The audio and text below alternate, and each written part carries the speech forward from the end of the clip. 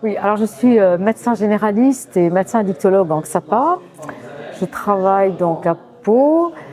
Je suis également au groupe de médecins généralistes addiction de la Fédération Addiction. Et à ce titre-là, je suis administratrice de la Fédération Addiction. Alors je pense que l'analoxone, c'est un outil de réduction qui est super et qui est vraiment sous-utilisé. Et donc il était nécessaire de le remettre à sa juste place. Et un certain nombre de personnes et d'associations ont participé durant ces derniers mois à un travail qui a abouti à la publication, enfin qui va être plutôt publié, du livre blanc de l'analoxone. Voilà. Et donc l'idée, c'est que l'on puisse utiliser au maximum cet outil de réduction de risque pour lutter contre les surdoses des opiacés. Voilà.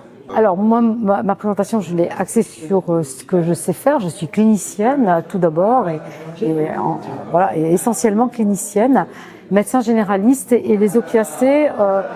Ce sont les opiacés, on est confronté quotidiennement aux opiacés par nos patients, soit dans le traitement de la douleur avec les antalgiques opioïdes, soit dans la prise en charge des patients qui sont sous TSO. Voilà, donc c'est comme ça que j'ai axé mon intervention, car beaucoup de mes confrères et mes consoeurs n'utilisent pas ce produit un peu par inquiétude, par ignorance, parce qu'ils ne réalisent, c'est parfois quand on est médecin généraliste, par le regard qu'on a sur d'une part sur certains patients utilisateurs, consommateurs d'opiacés, mais également on ne réalise pas bien que les patients douloureux qui vont utiliser des opioïdes peuvent également être amenés à mésuser, peuvent être amenés à surconsommer parce qu'ils sont pas bien soulagés et que donc ils prennent des risques. Et notre travail de praticien, c'est d'expliquer ces risques, ces petits signes aux patients de façon à ce qu'ils puissent les reconnaître et puis qu'ils puissent appeler quand il y a besoin. Parce que je pense que ça n'intéresse pas que, parce que ça intéresse beaucoup de personnes qui sont en lien avec les problèmes d'addiction, que ça intéresse tous les professionnels, par exemple des XAPA, où il y a des prises en charge pluridisciplinaires. Ça n'intéresse pas que entre guillemets, les soignants, les médecins et les infirmières. Ça intéresse tout le monde et ça intéresse aussi tous les usagers et toute personne. Alors, la première chose, comme on a vu que la première catégorie de répondants, ce sont des XAPA, on s'est attelé à la question de la prescription de l'analoxone. Et en fait, donc là, on a une majorité de ces établissements qui sont prescripteurs de naloxone. Mais en fait, quand on commence à regarder déjà la fréquence des prescriptions, on voit bien qu'en fait, on n'a pas la moitié des établissements où il y a plusieurs délivrances, enfin plusieurs prescriptions en tout cas de naloxone par mois. Et en fait, sur ces prescriptions, un autre problème qui nous est apparu assez rapidement, c'est qu'il y a des difficultés pour transformer la prescription en délivrance et en fait, il n'y a que 29% des prescriptions pour lesquelles on est certain que ça ait donné lieu ensuite à une délivrance de naloxone. Voilà, donc 29% de prescriptions qui aboutissent de manière certaine. Ensuite, dans les établissements toujours, on s'est posé la question de la distribution sur place. Donc là, en fait, on se rend compte que on a 39% de ces centres, enfin de ces équipes en tout cas, qui distribuent de l'analoxone de manière assez diverse, différents profils de consommateurs. Il y en a ensuite un quart qui distribue de l'analoxone en la réservant uniquement aux usagers d'opioïdes. Il y a 11% des équipes qui nous indiquent qu'elles ont de l'analoxone sur place, mais que cette naloxone, elle est réservée à un usage par les professionnels des centres en cas de survenue de surdose au sein de l'établissement. Et donc 22% qui n'en distribuent pas. Quand on interroge les professionnels pour savoir qui distribue l'analoxone dans ces établissements, en fait, la première catégorie de professionnels qui apparaît, ce sont les infirmiers, pour 80%, et ensuite les médecins pour plus des 2/3. Et les éducateurs, ça représente 44% en fait des intervenants. Alors, le point sur lequel je voudrais insister, c'est que dans un établissement sur 2, la distribution de naloxone, elle est assurée exclusivement par les soignants. Globalement, c'est la moitié distribue la forme intranasale, pratiquement la moitié la forme intramusculaire. Et quand on leur demande la quantité de naloxone qui est distribuée par an, là en fait on se rend compte que les 3/4 des établissements délivrent moins d'une naloxone par semaine. Et donc quand on interroge les professionnels en leur demandant à leur avis si les usagers d'opioïdes qui fréquentent leur établissement, leur structure ont de la naloxone chez eux, en fait, les 3/4 des professionnels estiment qu'il n'y a que peu ou très peu d'usagers concernés qui sont vraiment en possession de naloxone. Alors, du côté des structures réduction des risques et addictologie, on leur a demandé quels sont les freins à l'accès à la naloxone. Et en fait, il y a 6 freins qui sont apparus, en tout cas 6 catégories d'arguments, des choses qui relèvent du cadre réglementaire. Et en particulier, là, ce qui est vraiment revenu très fréquemment, c'est la lourdeur de la prescription, la nécessité d'avoir des ordonnances en pharmacie, le fait qu'il n'y ait pas de spécialité intranasale disponible en pharmacie sans ordonnance. Ce qui a été relevé également, c'est que le fait que dans l'Exapa, il n'y a pas d'obligation de faire de la distribution sur place. Et pour certains, c'est un vrai frein parce qu'il n'y a que des ordonnances qui sont à disposition ou rien. Et donc là, pour eux, cette absence de contrainte, en fait, apparaît comme un frein. Toute une catégorie d'arguments ensuite qui relèvent de la stigmatisation et du regard social. En fait, vous avez vu, on a 2 rapports. Et pourquoi on a 2 rapports? C'est que ce qui est apparu, c'est que un des freins à l'accès à la naloxone, c'est que la naloxone, elle a la réputation d'être le médicament des toxicos, et que donc, pour cette raison-là, on va voir qu'il y a un certain nombre d'usagers qui soit n'osent pas la demander, soit qui ont des soucis pour l'obtenir réellement. Sur la question de la forme du médicament, c'est quelque chose qui revient parce qu'en fait, dans certains établissements, il n'y a que la forme intramusculaire de disponible pour des questions de prix. Or, la forme intramusculaire, elle peut, pour une partie des usagers, être moins acceptable parce que certaines personnes n'ont pas envie d'avoir à manipuler une seringue, la monter, etc. Et puis, c'est également un frein pour des proches qui ne connaissent pas forcément les consommations de drogue, qui ne sont pas injecteurs, etc. Et même pour parler avec ses proches de la naloxone, c'est plus facile d'évoquer le fait qu'il y a un antidote qui soit un spray nasal qu'un antidote qui soit une seringue avec une injection intramusculaire à effectuer. Donc, en fait, quand il n'y a pas les 2 formes de naloxone à disposition, c'est vécu comme un frein. Va ou pas donner la naloxone dans les structures. Et alors c'était assez intéressant parce que nous on était neutres dans cette affaire, on comptait les points, les questionnaires étaient anonymes et on voyait les structures qui disaient nous on en a marre parce qu'on est soignants et les non-soignants veulent pas distribuer la naloxone. Et puis on avait à l'inverse les réponses des non-soignants qui nous disaient nous c'est un problème parce que les soignants se réservent la distribution de la naloxone. Donc le bilan de l'affaire, c'est qu'il y a un gros souci d'organisation et que ça ne marche pas. La question du prix également est évoquée comme un frein. Beaucoup de structures disant qu'elles n'ont pas les budgets pour acheter ou acheter suffisamment, et un certain nombre de XAPA soulevant le fait que comme ils n'ont pas de budget, en fait ils ne font que des prescriptions et pas de distribution sur place. Et puis, enfin, le dernier frein qui était soulevé, c'est le manque de formation. Manque de formation à la fois des intervenants, et certains évoquaient le fait qu'ils ne se sentent pas en capacité de distribuer la naloxone et même de la proposer parce qu'ils ne maîtrisent pas. Et puis également, ils soulevaient la question du manque de formation des usagers, de grand public en général.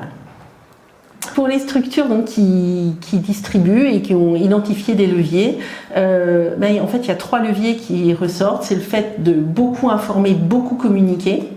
Le deuxième levier, c'est de systématiser la proposition et la délivrance de la naloxone. Le troisième levier, c'est de faire une distribution immédiate et gratuite sur place.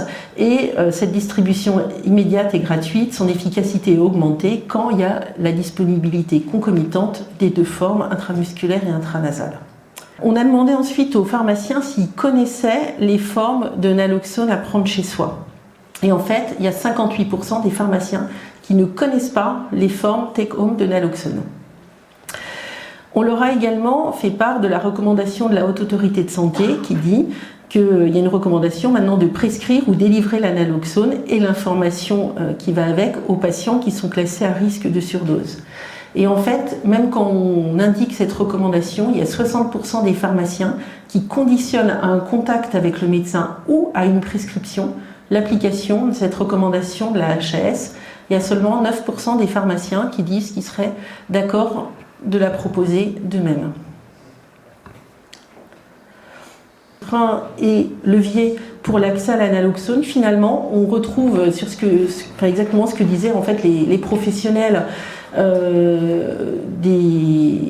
la dicto, mais s'ajoutent également des questions pratiques sur les modalités de mise sur le marché du médicament, sur le circuit du médicament en tant que tel.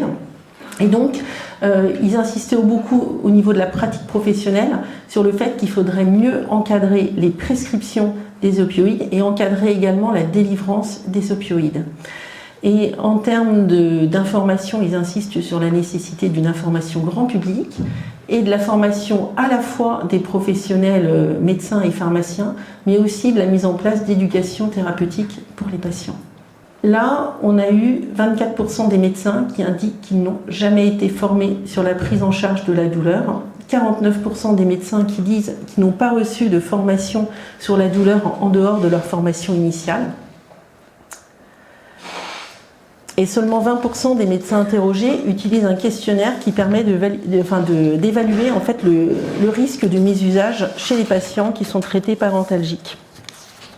Et en fait, parmi ces médecins, on a quand même 81% qui disent qu'ils sont tout à fait conscients du risque de surdosage opioïde et 28% qui nous disent qu'ils ont déjà eu un patient hospitalisé ou décédé suite à une surdose. Et en fait, parmi ces médecins, on en a 28% qui connaissent une forme de take-home de naloxone et 11% qui disent qu'ils ne sont pas prêts à appliquer la recommandation de la HAS qui recommande la prescription donc la naloxone et l'information, avec comme principal argument le fait qu'ils ne savent pas comment évaluer les patients. Et une autre difficulté, c'est qu'ils pensent qu'en fait prescrire la naloxone pourrait inquiéter les patients pour 59% d'entre eux. Et là encore, les freins et les leviers pour l'accès à la naloxone, c'est finalement 3 catégories qu'on retrouve encore. Donc la question des pratiques professionnelles et de l'encadrement des prescriptions, le fait qu'ils auraient besoin de formation pour eux et d'éducation thérapeutique pour les patients, avec un gros questionnement sur le temps pour faire l'information et l'éducation thérapeutique des patients et le coût. Bonjour, alors c'est également un magon du jour.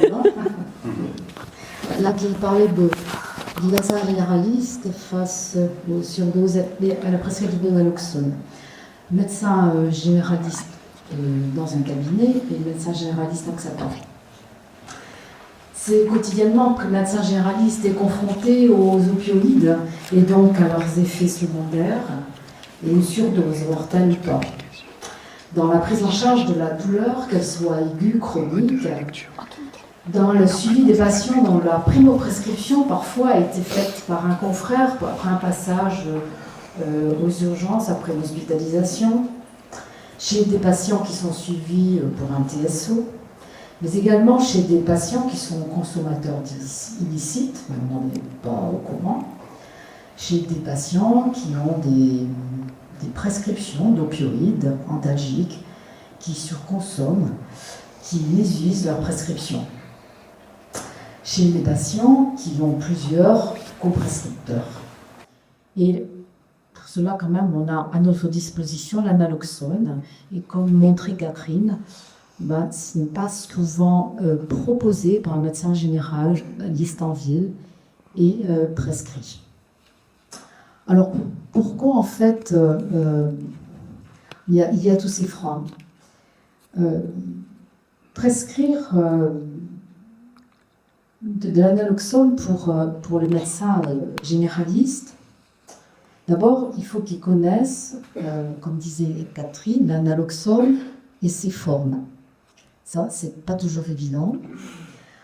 Ensuite, prescrire l'analoxone, c'est expliquer aux patients que l'on traite pour une douleur qu'il peut y avoir un risque avec ce traitement et un risque qui peut être jusque mortel.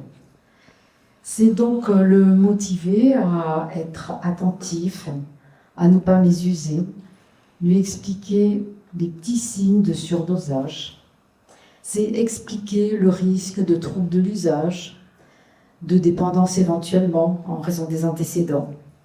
Donc je pense vraiment que le médecin généraliste a besoin d'être aidé. Comme nous disait l'autre jour dans une réunion d'addiction, ne pas être culpabilisé s'il ne répond pas, s'il ne fait pas tout ce qu'on lui demande de faire. Et comment on peut aider ce médecin? Je pense qu'il faut vraiment renforcer la diffusion des recommandations, faire de la pédagogie, aider aussi le médecin dans les prescriptions. Je pense au logiciel de prescription. Pourquoi ne pas délivrer la juste quantité d'opioïdes dans une prescription? Quand on regarde des pharmacies familiales, quand on fait de la médecine générale, quand on va chez des gens, quand on va dans des pharmacies, on est effrayé. Comment être aidé aussi? On est assuré que la naloxone qu'on va prescrire sera bien délivrée en pharmacie, ce qui n'est pas toujours évident. Peut-être qu'il est nécessaire d'harmoniser les remboursements, les règles de délivrance. Pourquoi telle naloxone a besoin d'une ordonnance, pas l'autre? Pourquoi celle-ci est remboursée, pas l'autre? Enfin, franchement, un peu aberrant quand même. Ensuite, il faut remobiliser le réseau. Enfin, les réseaux de soins ont eu l'ère de gloire, ils disparaissent. Et c'est fort dommage parce que c'est important de pouvoir travailler avec les pharmaciens, de travailler avec des infirmiers et que tout le monde puisse savoir ce qu'on peut faire et aider tous ces patients. Plus aisé de parler de naloxone, de prescrire la naloxone.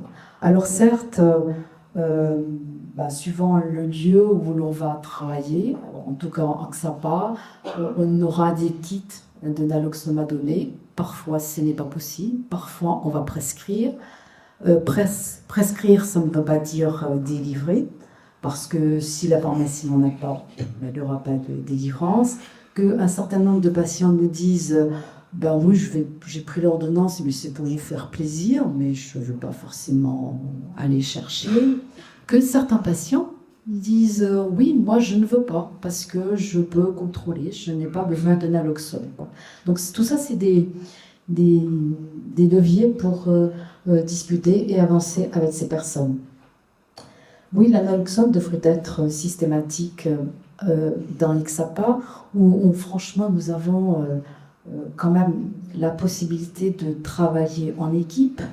Et oui, dans les SAPA, tout le monde devrait être formé à la naloxone, bien entendu à son utilisation, mais pourquoi pas à sa distribution. Donc ça pose la question du personnel des pratiques que nous avons. Enfin, prescrire de la naloxone, c'est se soucier de son renouvellement. Parce que vous faites une bonne action en mettant quelqu'un sous méthadone et de lui expliquer comment ça marche et lui prescrire, mais la naloxone a une durée de vie, voilà. Donc il faut de temps en temps savoir s'il a toujours le kit avec lui. Je pense que c'est également extrêmement important de mettre le patient usagé au centre dans cette histoire-là. Car qui mieux qu'un usager, témoin d'overdose, pour dispenser la naloxone? Et nous avons tous des témoignages de nos patients qui vont nous raconter que ça a servi pour quelqu'un d'autre. Le médecin, qu'il soit médecin de ville, qu'il soit dans un XAPA, je pense qu'il est soucieux de l'entourage. Et dans les deux sens. Dans le sens où l'entourage va le solliciter et dans le sens où lui, médecin, va solliciter l'entourage. On est sollicité parce que l'entourage de nos patients se pose des questions sur ces traitements antalgiques opioïdes, sur le risque de surdose, qu'est-ce qu'on peut faire si le patient mésus, s'il en a jamais assez, etc.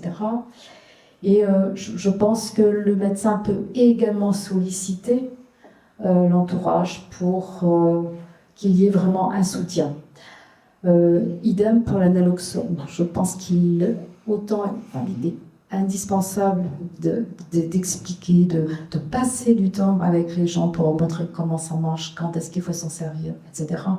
Mais il faut le faire aussi auprès de l'entourage. Bon, je sais que c'est un peu compliqué, c'est très chronophage, mais franchement, c'est extrêmement intéressant et positif. Moi, j'invite tout le monde à faire ça le plus possible. Donc POP, c'est quoi? C'est une déclinaison territoriale et opérationnelle de la feuille de route du ministère Prévenir et agir face aux surdoses, qui avait 5 actions, donc améliorer les pratiques professionnelles, améliorer la diffusion de naloxone, impliquer les usagers et leur entourage, mettre en réseau l'ensemble des professionnels et renforcer le système de vigilance. Donc nous, vraiment, le principe, c'est vraiment d'aller vers les professionnels et les patients usagers pour améliorer la prise en charge des patients, les pratiques professionnelles et amplifier la diffusion de naloxone.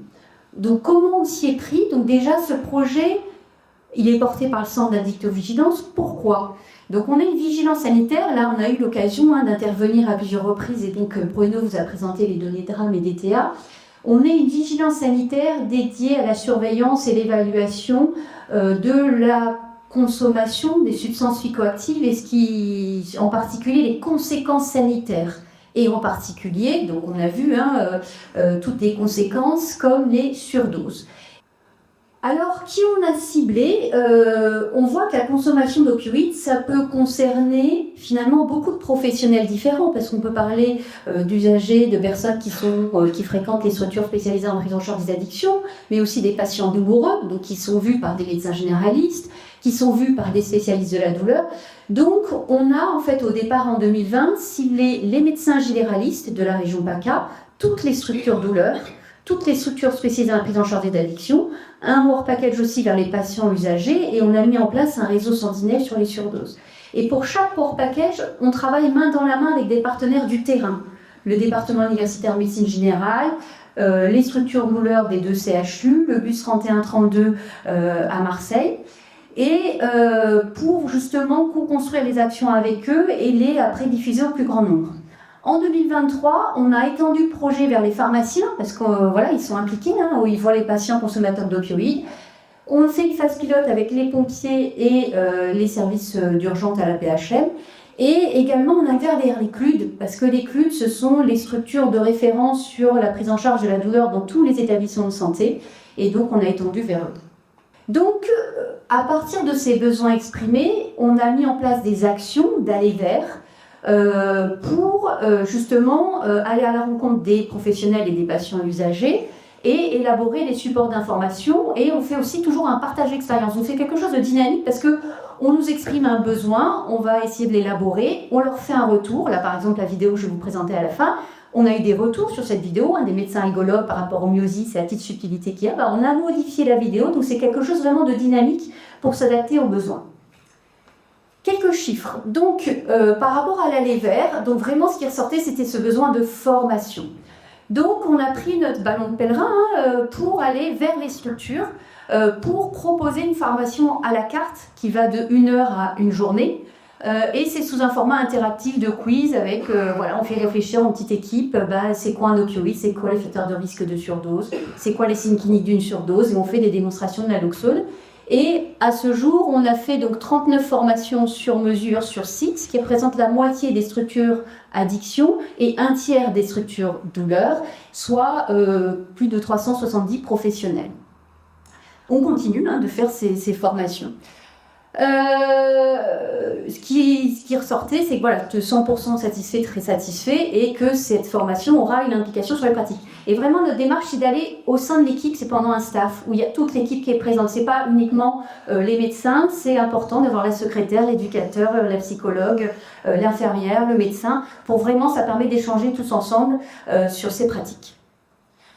Pour les médecins généralistes et les pharmaciens, là on ne va pas prendre notre bâton de pèlerin et aller voir un c'est compliqué. Donc en fait on a organisé webinaire avec le département universitaire de médecine générale ou l'ordre des pharmaciens et l'ARS. Et là on a fait intervenir des spécialistes allergologues, addictologues qui donnaient aussi leur retour d'expérience. Et donc là on partait vignette clinique, un cas clinique, vous êtes en telle situation avec des quiz sur Mooclub, des quiz interactifs où le médecin se met en situation, il doit dire qu'est-ce qu'il fait dans ces cas-là et chacun, pharmacologue, addictologue, médecin généraliste, allergologue, donne une réponse et on échange par rapport à tout ça. On a fait aussi une intervention, et là on va continuer, auprès des CPTS, donc c'est sur le même territoire, les professionnels du même territoire d'intervention, qui permet de réunir des médecins généralistes, des pharmaciens, des infirmières libéraux. Et là, on a fait venir l'addictologue du même bassin de territoire pour justement, à partir de ces cas cliniques, échanger.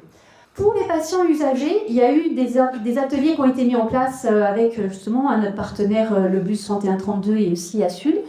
Et là, ce qui était vraiment, finalement, on a décidé de créer un outil ludique sous forme d'un jeu de cartes qui s'appelle Quizopio, là qui est en pleine phase pilote, qui permet, sous forme de quiz, de jeu interactif, de sensibiliser sur les signes de surdose, les facteurs de risque, des vrais-faux sur l'analoxone. Et donc là, il est en phase pilote, il est testé par certaines structures et Saline, là pareil, anime des ateliers avec ce jeu qui permet, sous un format ludique, de sensibiliser.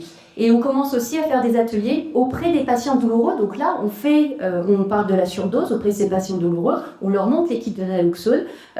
Donc on fait aussi ces actions et aussi auprès du grand public.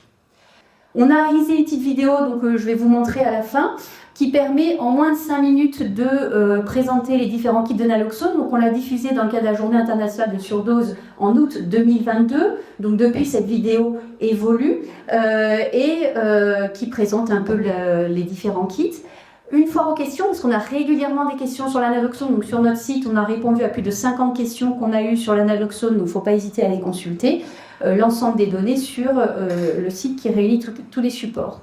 Balance bénéfice-risque et de suivre mieux le patient. On a des besoins aussi, oui, mais c'est bien beau, voilà, l'analoxone, mais à qui je dois le prescrire, quels sont les facteurs de risque et comment je le prescris, donc avec des modèles d'ordonnance. Et donc, on a cette plaquette qui a été diffusée sur comment je prescris l'analoxone et aussi pour les pharmaciens, comment je dispense l'analoxone, donc avec, pour chaque spécialité, comment je commande, quel numéro qu'il faut faire, comment ça se passe. Donc, tous ces supports ont été diffusés sur la région. Côté patient, il y avait un besoin d'avoir des brochures à remettre aux patients. Donc là, c'est les règles d'or sur les antalgiques opioïdes. Je respecte la prescription, je ne mélange pas avec d'autres produits. Si j'arrête pas du jour au lendemain pour pas avoir des syndromes de sevrage. On parle de l'analoxone qui est un filet de sécurité. Quand j'ai terminé mon traitement, je ramène à la pharmacie justement pour pas garder dans l'armoire familiale et je le mets hors de portée des enfants. Donc ce flyer justement peut être distribué aux patients. Cet été, on a réalisé un autre flyer sur les symptômes de sevrage et on va continuer de réaliser ces flyers justement sur également la surdose et les autres thématiques. Je voudrais au titre d'ASUD, en tout cas, donc Association de défense des droits des usagers, notamment du droit à consommer des drogues, de décaler un petit peu de la question de l'usager en tant que patient et de ce droit à avoir accès aux outils de la RDR, et notamment à ces outils qui permettent de rester vivant, c'est quand même essentiel. Je le disais, Catherine, avoir une ordo, c'est pas en soi le gage d'avoir accès à l'outil, puisqu'il y a quand même cette barrière d'aller vers une officine, de demander l'outil antidote. Et on sait à quel point encore aujourd'hui l'usager d'opiacés est stigmatisé, et notamment par les acteurs de santé eux-mêmes. C'est très vrai.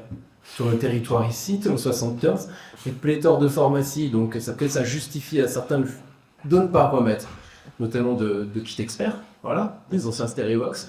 Et donc il y a toujours cette difficulté en tout cas à être reconnu en tant qu'usager.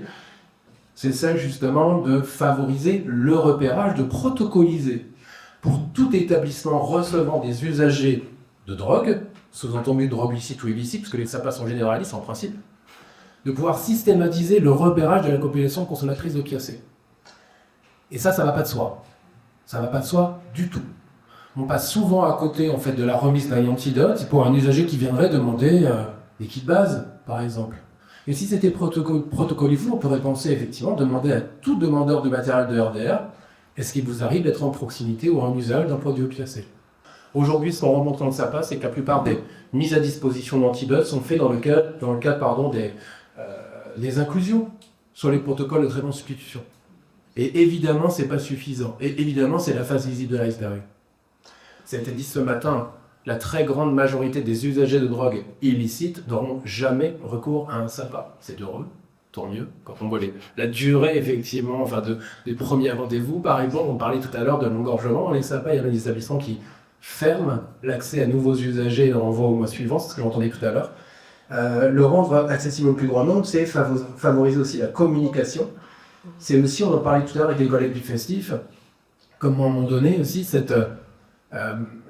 je pense à le milieu festif, en fait, c'est lui où on rencontre le plus d'usagers, et dans ces endroits-là aussi, il y a une stigmatisation des usagers d'opiacés, mais auprès des standards de prévention. Donc c'est aussi important qu'à tous les endroits, tous les acteurs de la RDR, mais aussi du soin, puissent communiquer et favoriser l'accès. Jusqu'aux soins d'huile et d'adaptation, les anciennes post-cures. C'est parfois dans ces endroits-là qu'on n'a pas accès. Enfin, c'est très questionnant. C'est un sanctuaire à la non-consommation. On vient pour renforcer le fait de ne pas consommer. Et c'est souvent au sortir d'un sevrage qu'il y a un risque de surdose. D'où cette importance aussi sur les soins de suite, ex-post-cure, à penser l'information et la possible mise à disposition. Parce que c'est à ce moment-là aussi le plus souvent, qu'on en a le plus besoin. Pour terminer, un enjeu de société ici, puisqu'on a parlé beaucoup des risques sanitaires liés aux opioïdes, au sens large du terme, on a un peu moins parlé de risques judiciaires, et c'est la question de la détention. Il y a un scandale, en fait. Vous le retrouverez sur 2 recommandations, qui est à la fois former les personnels de la pénitentiaire. Parmi les recommandations, je crois que c'est la 10e, c'est ça, c'est former le personnel pénitentiaire. Le problème, alors, l'opportunité, c'est qu'il y a une loi. C'est la loi qui est inscrite dans le Code de la santé publique, une loi de modernisation du système de santé qui... Alors, je la connais presque par cœur, en fait. Donc, je la résume sur cette version détention. La RDRD s'applique également, c'est écrit comme ça, aux personnes détenues. Mais si le point final était arrivé là, il y aurait un courage là, mais vraiment du politique et des ministères qui aurait été mais vraiment remarquable. Sauf que la phrase s'arrête pas là. C'est donc la RDRD s'applique également aux personnes détenues, selon des modalités adaptées au milieu carcéral. Ce qui revient à dire au bon vouloir de la direction pénitentiaire. Le dernier point, peut-être le plus important, et je termine ici, c'est la dernière recommandation, la 12, c'est assurer l'information du grand public par tous les médias pertinents sur les risques de surdose d'opioïdes, l'usage de l'analoxone, la connaissance de l'antidote, et les moyens de se la procurer. On s'est dit à la suite qu'il y avait une opportunité à travailler sur ce groupe de travail, sur ces recommandations, mais opportunité aussi à penser les usagers d'opiacés comme un illicite, comme un sous-groupe des usagers d'opioïdes et des bénéficiaires des traitements d'opioïdes. Donc en gros, la population générale. On s'est dit encore une fois, c'est parce que ça touche le grand public, on va s'intéresser finalement aux usagers de drogue illicites. Mais on voit bien qu'on est très loin de la déstigmatisation des usagers. On voit même que des personnes, et vous le verrez, d'ailleurs j'attire votre attention sur le livre blanc, sur les témoignages. Donc vraiment, et ça ne se serait pas fait sans ces témoignages d'usagers qui mettent en avant. Alors que, par exemple, une usagère que je connais, qui est utilisatrice de Skena, qui lui est prescrit, dans un but antalgique, c'est pas une consommatrice de drogue illicite, et dans son parcours de vie, elle n'a jamais eu recours à un opiacé illicite. Cette personne s'est vue confisquée dans un centre qu'on appelle de rééducation, s'est vue confisquer l'antidote à l'entrée, ok, parce qu'on ne peut pas rentrer avec des médicaments qui n'avaient pas été prescrits par le centre. Et en fait, quand elle est sortie de ce centre de rééducation, on n'a pas voulu lui remettre parce que ça ne faisait pas partie, en fait, de la prescription du médecin du dispositif. Il y a cette question du grand public, et je pense que plus la population générale sera sensibilisée et plus on va pouvoir avancer par rapport à la défense des droits des consommateurs de drogue, même si ce sont des produits illicites. Voilà, ça c'est vraiment un enjeu fort. Et donc ça commence par nous, par le fait de pouvoir en échanger, en parler. Le dernier point, j'arrête ici. Je pense qu'il serait intéressant, et c'est ce qu'on défend aujourd'hui à Sud, que les personnes les plus... je remercie encore Kevin, parce que c'est vraiment une super présentation. Et si les personnes les plus insérées mettaient en avant ou faisaient, de la même manière que Kevin nous l'a présenté ici, leur coming out, ça permettrait peut-être un peu plus facilement de sortir pour le grand public de cette question de la précarité, de l'exclusion, et qui renvoie systématiquement aux usagers de drogue illicite. Les autres se cachent, alors qu'on est sur un sujet de société bien plus large. On le voit avec les stimulants, évidemment, qui touchent de manière très très large la société. En tout cas, ce serait intéressant de s'engager individuellement dans tout ça pour faire en sorte de changer le regard sur la question de consommation, et notamment la consommation d'opiacés, entre autres. Il me semble qu'il y a certains acteurs qu'on n'a pas évoqués aujourd'hui. Alors on devait parler des pharmaciens, des médecins, des XAPA, des CARUD, bien sûr des usagers d'opiacés et d'autres produits. Mais les acteurs de premier secours, les pompiers, la protection civile. Je parlais de ma ville, à Mantes. J'ai un usager il y a quelques mois. Il a appelé les pompiers parce qu'il était en face d'une situation où il avait de la naloxone et qu'il leur a demandé au téléphone s'il pouvait l'administrer. Et ils lui ont dit surtout ne le faites pas, attendez qu'on arrive. Je crois qu'il y a une loi qui date de 2021, la loi Manraj, je crois entendre, mais sauf qu'au jour d'aujourd'hui, les pompiers ne disposent pas de naloxone en France. Le problème que tu soulèves, Gurvan, on l'a déjà identifié, on l'a déjà remonté à la Direction Générale de la Santé. C'est un problème de formation des régulateurs du SAMU et des pompiers. Mais nous, à chaque fois, c'est avec le SAMU qu'il y a eu le problème. C'est pas le seul département, ni même la seule région. On a commencé à y travailler justement au niveau de ta région avec certains acteurs pour voir comment on pouvait avancer sur la formation des régulations. Et en fait, c'est complètement déstabilisant parce que d'une part, il y a des personnes qui pourraient faire quelque chose tout de suite, qui se sentent empêchées par le fait qu'on leur dise de ne pas le faire en passant l'alerte. La deuxième chose, c'est qu'ensuite, selon les départements et selon le véhicule qui intervient, il y a également une partie des équipes de secours qui n'ont pas de naloxone non plus. Donc ça fait un double problème et donc évidemment des pertes de chance pour la personne qui fait la surdose.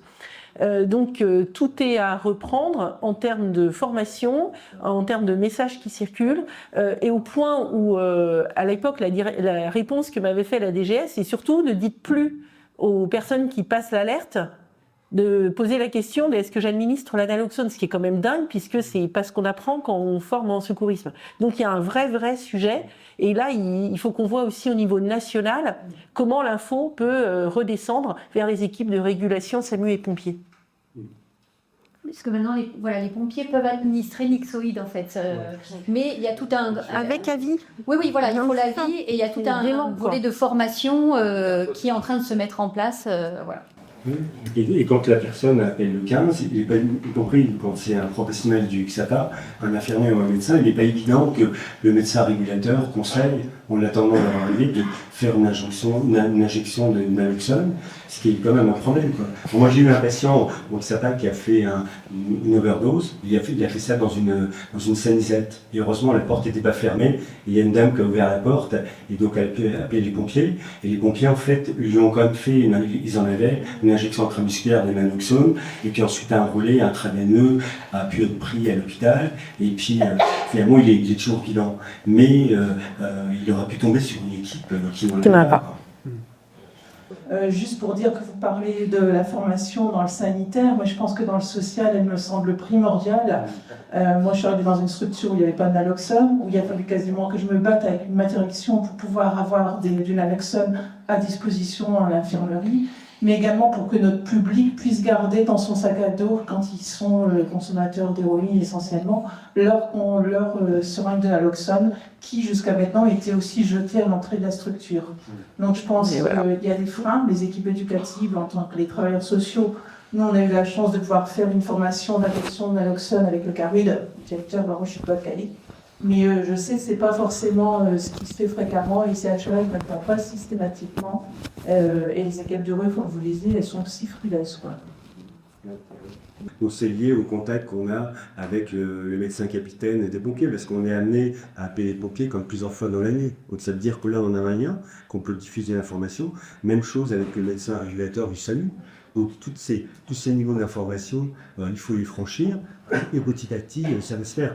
Si on prend par exemple, je ne sais pas s'il y a quelqu'un de la halte de soins addiction de Paris, la salle de Gaïa, ils travaillent étroitement avec le service de réanimation de la Ribosière, et eux, comment? Ils sont Ouais, non, d'accord. Ils sont à côté, je suis d'accord. Et donc, ils sont appelés directement quand il y a une overdose, mais ils ont fait effectivement ce qu'il fallait faire en matière d'approvisionnement de naloxone.